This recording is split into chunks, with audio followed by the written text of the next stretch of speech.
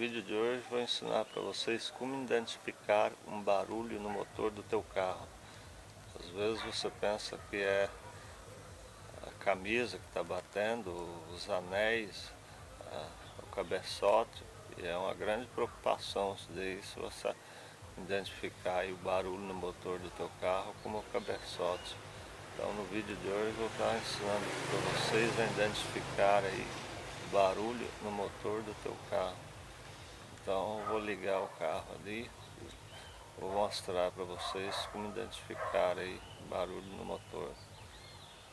Porque os anéis que ele tem quando ele está fraco, ele identifica outro barulho diferente. Cada peça que enfraqueceu aí, que precisa trocar, tem um barulho diferente. Vou ligar o carro ali e mostrar para vocês como funciona.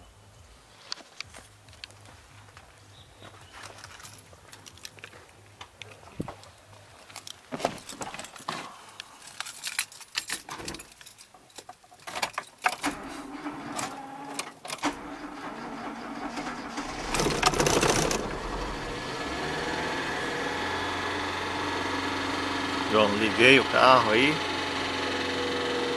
já dá para identificar um barulho. Esse barulho. Vamos escutar o barulho do motor aí. Escutar o barulho para identificar aí o problema do motor.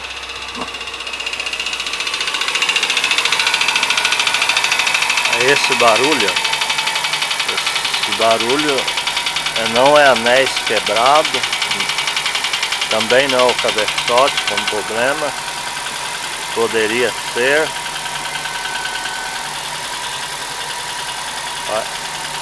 Vendo esse barulho?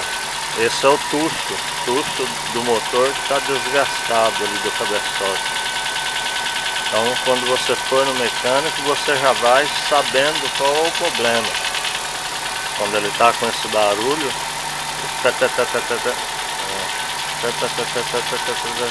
esse é o tucho que está desgastado.